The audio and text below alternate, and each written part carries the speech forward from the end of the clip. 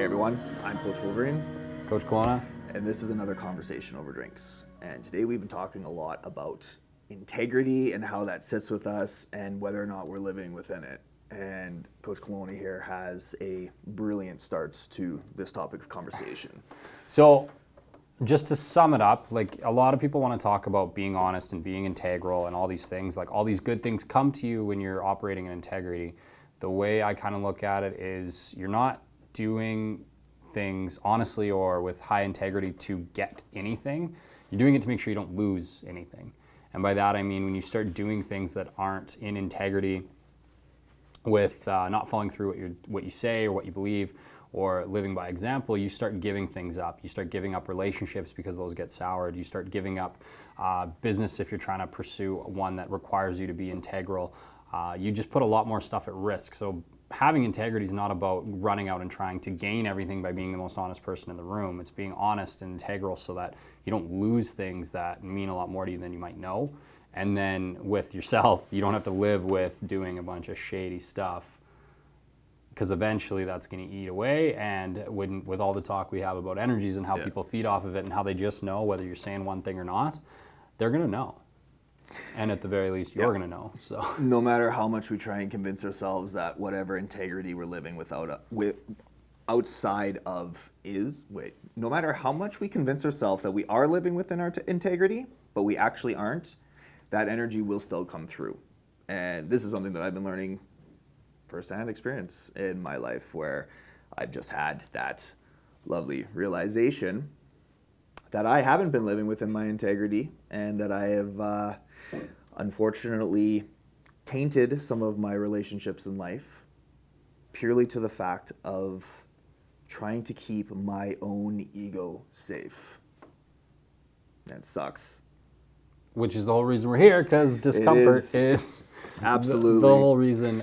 A year ago, roughly, we were standing outside in the cold. Yeah. So if anybody ever thinks that we don't go through any of this stuff, absolutely we do. Literally, real time, today, this 12 hours, going through it, hard to swallow pill, no water, and it's not fun, but I'm learning that it's 100% necessary to do. 100%. And I think the craziest thing is like we're in this and we're doing what we're doing because we want to push growth in ourselves. Yeah. Right? Every week I try and have something that I'm doing where I have someone come up to me and be like, why are you doing that? That looks hard. Whether it's the reading I'm doing, the workouts I'm doing, which is a lot of the workouts I'm doing, or like conversations I'm having or anything like that. Why would you do that? That's hard or that's uncomfortable. It's like, well, because I have to get uncomfortable if I want to help other people get better at being uncomfortable. So it's like we have to go through this, and often we have to go through it magnified because we're taking it on with intention. Yeah. But that's a key piece in us helping anyone, right? Like the more value we get from these things happening in our personal lives and from us being reflective, disciplined, everything that we talk about instilling in our clients, like we do it, right, with integrity. That does mean that we're going to hit walls, we're going to hit days, we're going to hit growth points, we're going to hit all these things that it's going to hurt. It hurts. It does. Like salt on a wound. Right? But wounds heal, and that's the whole point of it. And so the faster we heal, which is why we have a tool belt, the more knowledge, the more everything we can pass on to everyone else. So you said a good point there that I think a lot of us don't realize is that wounds do heal.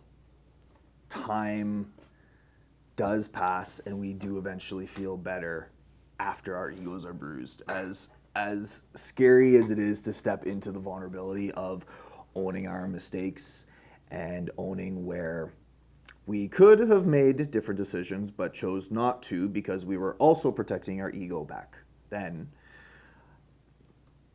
as long as we go back and own them, eventually they will feel at least bearable. The baggage becomes lighter. We can't change the past, exactly, right? But we can, if we own it, we can do better next time. And that's if you don't own it, then you run into that. Well, I'm just going to constantly make the same mistake over and over again, which is so much worse, causes so much more pain for other people. and we want to limit that as much as we can, right? So then we turn around. There's in like the book I'm reading right now. There's so many good quotes. One of them, it's a really long one, but right at the end it just says like, beautiful people don't just happen. So you don't meet like people don't just come out and be the best people that you've ever met. If you meet people with substance, or you meet people with that you want to just talk to, you want to learn about, you want to go. They've all been through some stuff. Yeah. Yes, right? they have. So, and that's such a nice quote, right? Like, beautiful people don't just happen. No. So you'll never meet someone that has any substance in anything with them that hasn't been through some stuff. And they're going to have all their own stuff that they're worried about, like, sharing. But the more understanding, the more stuff we go through, the more we can empathize. And I know you do that really well anyway. But that's just a part of it, right? And then there's other stuff in, same thing, like I said, there's one other quote that's in the course I'm taking for training. It's just like, the more I know I don't know. Yep. Yeah. Right? And yeah. So then the more you realize you don't know, the less significant you think your stuff is, the more you can start actually connecting with what's around you. It's a huge leap too, because technically we're just specks on this planet here we have a purpose to fulfill. Don't get me wrong, but our problems are just our problems. Every single person has their own hand to play, and on the grand scheme of things, we're a fraction of a percent in the big grand scheme. True. I would challenge that a little bit, because like my world, the way I see it, like it's my world. I'm the center. I'm the center of it, right? You're at the absolute center of your world. So like, absolutely. We still can't downplay everything that happens to us. Like, it's a big deal. What's a big deal for you might not be a big deal for me, but like through empathy is where we can connect those worlds. But like, that's the center of your world. You got to go through it. I could have worded that very differently. No, all good. So I just want to like, we're not here to tell anyone like minimize your stuff, but like just realize there's a lot more going on, and always be aware of like, I'm at the center of my world, whereas everyone else is at the center of theirs. Yeah. So just remember that you're looking at someone else's life and they're looking at yours. You never see something through someone's lens, and you don't know how certain things affect them. But through integrity and through learning and through all the things that we're talking about, if we do things that we know help and we know work and we know provide good energy to the people around us, we can influence other people's worlds by focusing on ourselves. Yeah. So what's your process when you have the realization that you may not be living within your integrity, and you get that, well, crap feeling? What's your process? Okay, example, actually. When I started coaching, there was one day it was January, like 2 years ago. It was the only like fake post, essentially. I was supposed to run 2K every day. There was one day that I didn't run it.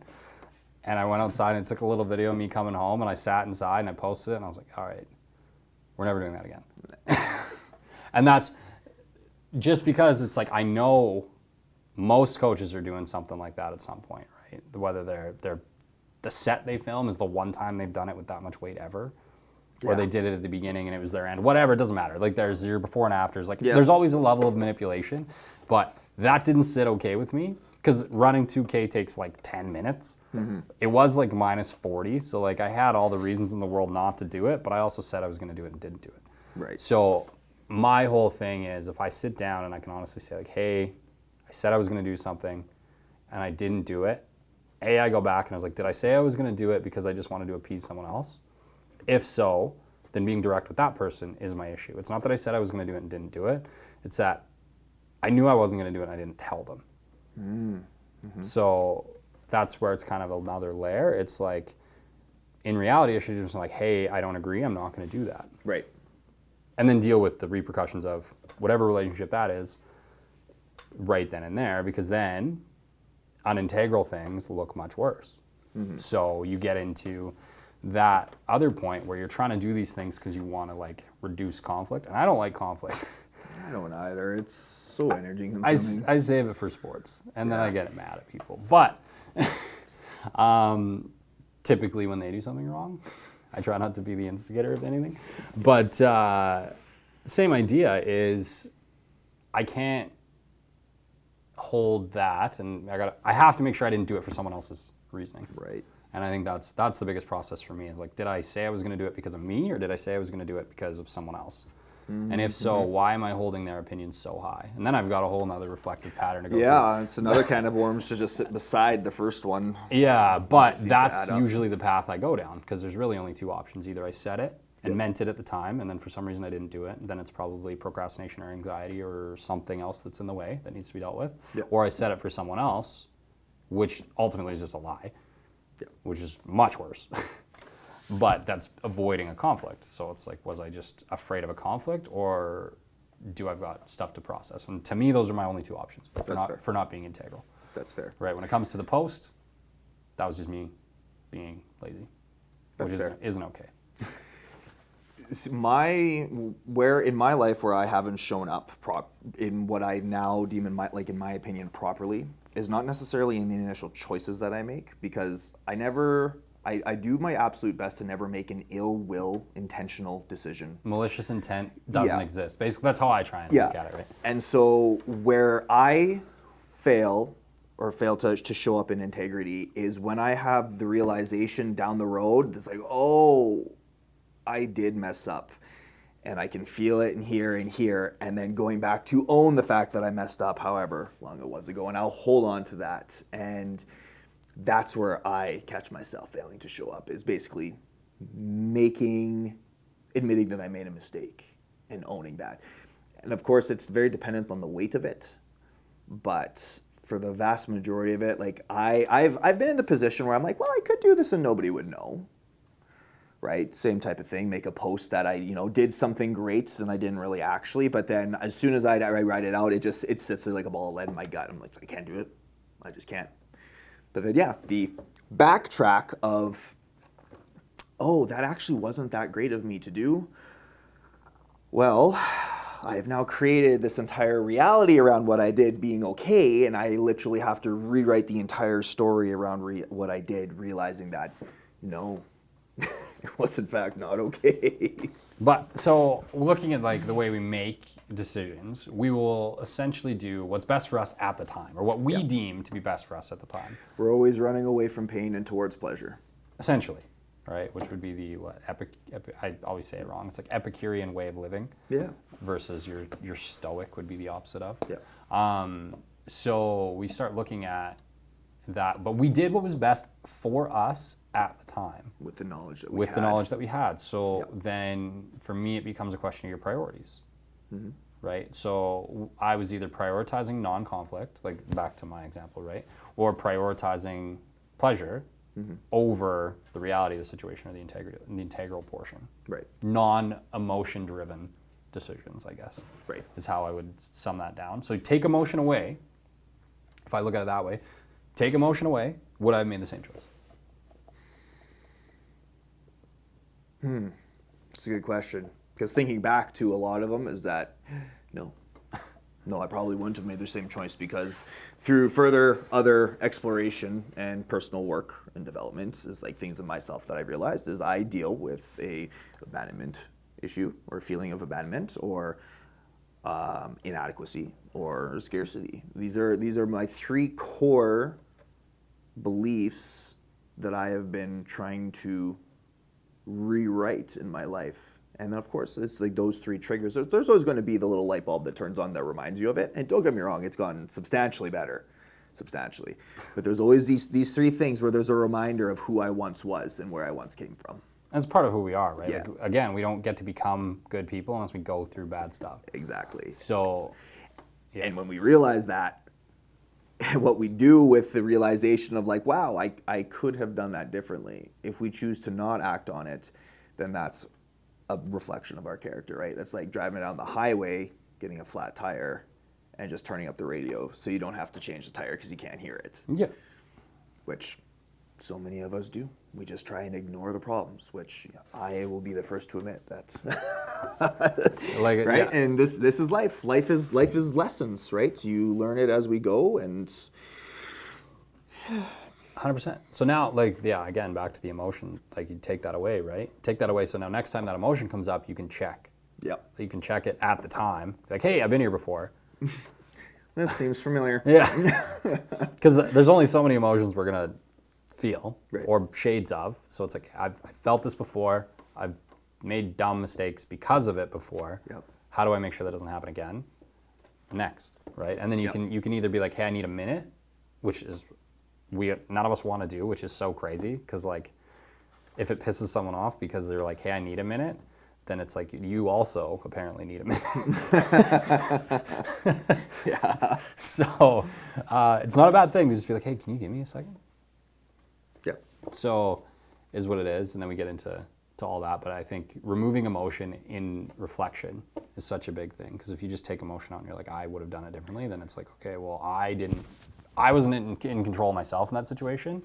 Emotions were, and that's not how we get anything done. No, that is a recipe for a very chaotic life. It's never, emotions can change drastically in a matter of seconds. So it's always a matter of living with integrity. Then you don't have to worry about it. That's just it, right? And what last quote of this one, because you're always throwing quotes, and I'm just like, yep.